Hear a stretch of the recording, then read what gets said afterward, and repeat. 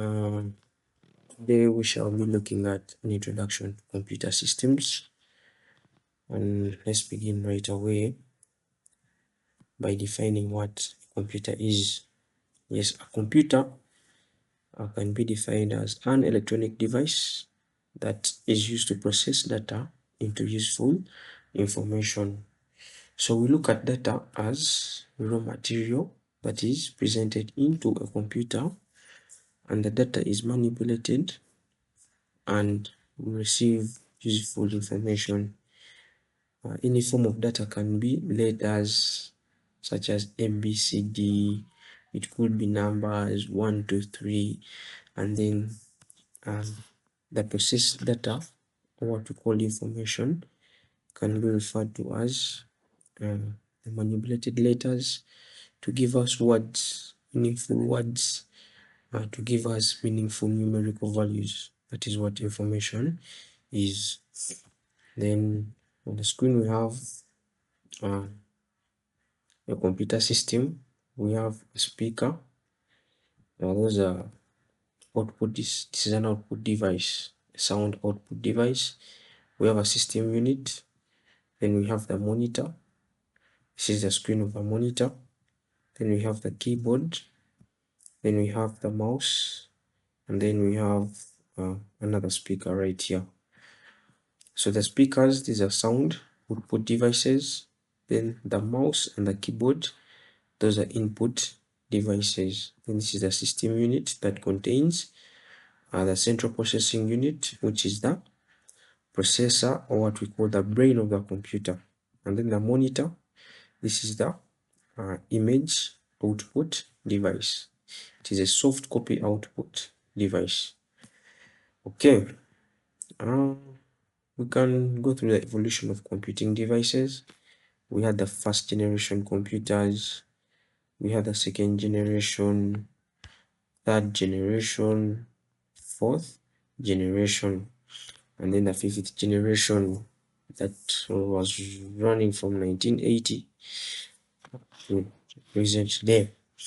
So some of the computers in the present generation, that is the fifth generation, we have the desktops, the laptops, notebooks, ultrabooks, the MacBooks, and I believe most of you are familiar with these particular devices.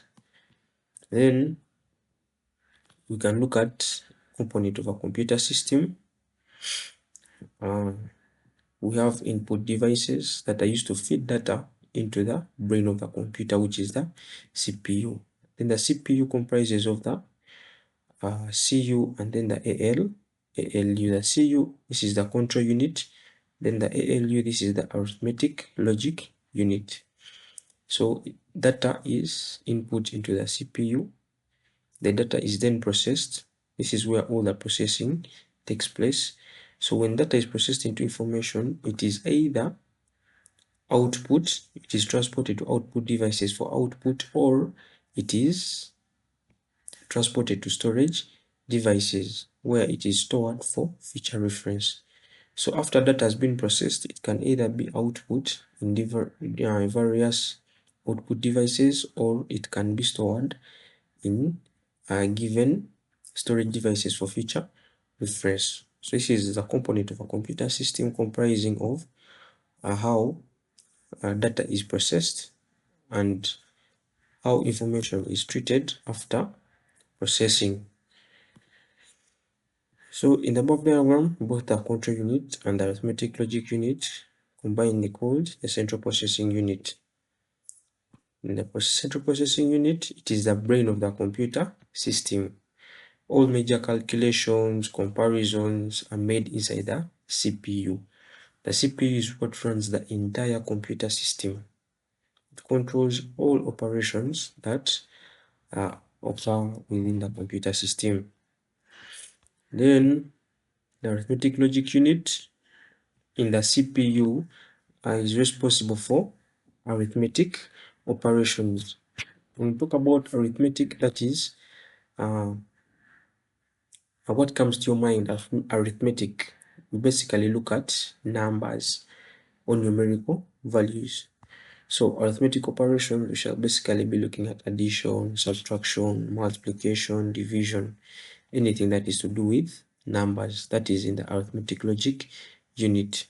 Then the control unit controls the entire operation of the computer. It controls devices such as the memory, input-output devices that are connected onto the CPU. Let us move on to let's first jump the storage devices. Yes, let us begin with the input and output devices. Now, input devices, these are devices that are used to feed data into a computer system.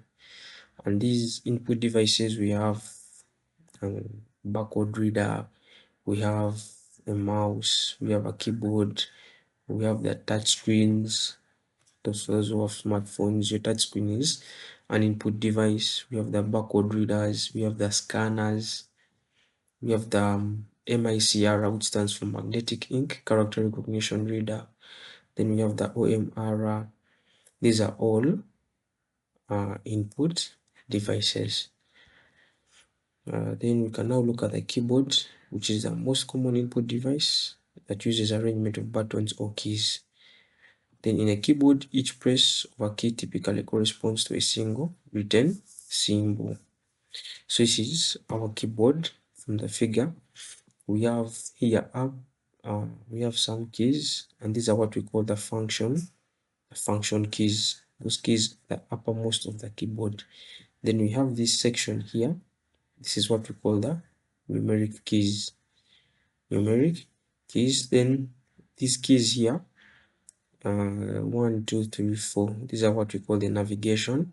These are the navigation keys. Where you're seeing they've been labeled as arrow keys. They can be referred to as navigation keys. And then the control key. Basically, the control key is necessary when typing commands using shortcuts. For example, Control C, Control V. So the control key is very crucial for that role. So we move on to the mouse. This is what a mouse looks like. And we have different types of mouse. We have the mechanical mouse. Mechanical mouse is that kind of mouse that has a ball. It has a ball on its underneath. It has a rolling ball that is used to detect movement on its underneath. Then we have a wired mouse. Then we have a wireless mouse. Yes. Then we can also look at a scanner. A scanner is also all these are input devices. So for a scanner, it is basically it's a device that optically scans images, printed text, handwritings, or any object and converts it into digital images. So a scanner basically converts hard copy data into soft copy data. Is that okay? Then we have a joystick. For the gamers, I think you're familiar with this particular input device. The joystick is also an input device. Then we move on to output devices, and these are devices that are used to display processed information. Examples of output devices, we have the projector, we have a plotter, we have a printer. So a printer produces hard copy output because it produces information on paper. Then the plotter, it also prints images on sheets of paper, meaning it produces hard copy output. Unlike a projector produces images and they are reflected on given screens or whiteboards. So a projector is basically a soft copy output device. Then we can look at a printer in detail. It produces results on paper. Examples, you have the dot matrix printer. We may not go into the details of that. We have the inkjet printers, the laser jet printers, then the monitor. The monitor, it is the primary output device where we can see the output of processed data. That is the monitor. and it is also known as the visual display unit. Its display may be in the form of CRT, LED, LCD. Here, CRT standing for cathode ray tube, LCD standing for liquid crystal display, LED standing for light emitting diode. Yes, we shall be getting more familiar with these terms as we move on with our discussions. So that is the monitor. For now, we are basically looking at the major components of a computer system. So here we have memory units, then primary memory. These are basically storage devices, RAM and ROM. Then secondary memory. I want to hint on something, software. Yes. So basically, the two major components of a computer system is hardware and software. And we have basically been able to look at hardware, which comprises of input devices, output devices, and we have been able to look at the keyboard, the mouse, and then the printers, the monitors, and all that. Then for this computer system to be able to work or function properly, it has a software that is embedded into it, and it is this software that is responsible for communicating to the computer system and giving it instructions on how to execute different computer programs. That is what we call software. It is a set of instructions that a computer follows to perform instructions.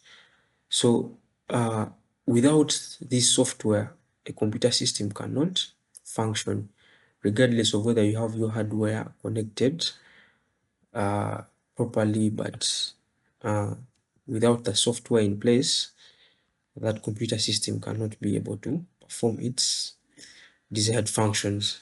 And then this software can be further subdivided into application software and then system software. Application software, we are basically looking at the Microsoft Word, spreadsheets, computer games, word processors, Excel, you know, from the word application software, you're basically looking at application systems.